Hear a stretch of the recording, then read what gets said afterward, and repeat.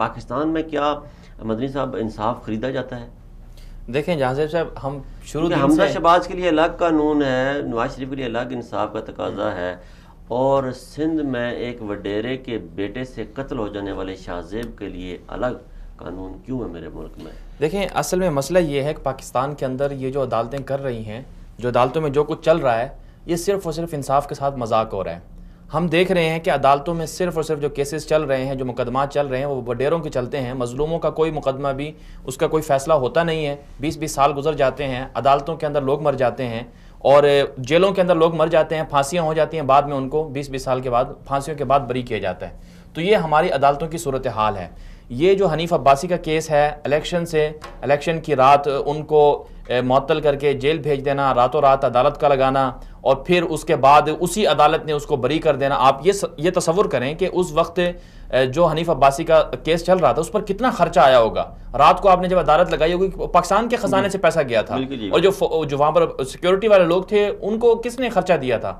یعنی کہ پاکستان کا پورا پیسہ ایک طرف لگایا جاتا ہے ملزموں کو پکڑنے میں، پھر وہی پیسہ دوبارہ اس کو خرچ کیا جاتا ہے ملزموں کو چھڑانے میں۔ تو یہ ساری صورتحال سسٹم پورا خراب ہے۔ ایک بات سمجھ نہیں آ رہی کہ ایک جگہ سے اسلام آباد کورٹ سزا دیتا ہے یا راولپنڈی بینچ سزا دیتا ہے، لاہور کورٹ اس کو بری کر دیتا ہے،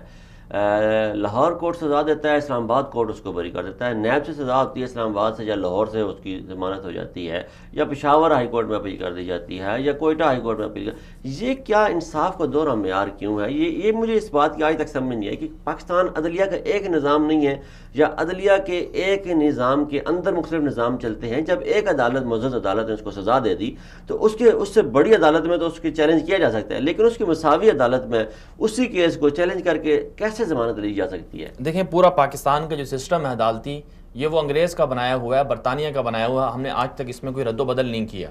اس میں زیادہ تر جو ہمارے قوانین ہیں، جو پورا کا پورا سسٹم ہے، وہ انگریز کے بنائے ہوئے سسٹم پر کھڑا ہوا ہے۔ اس میں چینجنگ کی ضرورت ہے، اور بدقسمتی یہ ہے کہ ہمارے جتنے بھی معزز جو چیف جسٹس صاحبان آتے ہیں تو وہ اور کاموں میں مصروف ہو جاتے ہیں، اپنے عدالتوں کے نظام کو صحیح نہیں کرتے۔ جو ابھی موجودہ ہمارے چیف جسٹس آصف سید کھوسہ صاحب، انہوں نے خود کل 2 دن پہلے انہوں نے ایک تقریر میں کہا کہ حکومتوں کے ہاں عدل و انصاف کوئی معنی نہیں رکھتا، کسی حکومت کی یہ اس میں پریورٹی میں نہیں ہے کہ وہ انصاف کو ٹھیک کریں۔ یہی وجہ ہے کہ ہم دیکھتے ہیں کہ 3000 صرف عدالتیں ہیں، 22 کروڑ کا ملک ہے، پاکستان میں صرف 3000 عدالتیں ہیں، اور جج دیکھیں تو وہ بھی ایک جج کے پاس اگر روزانہ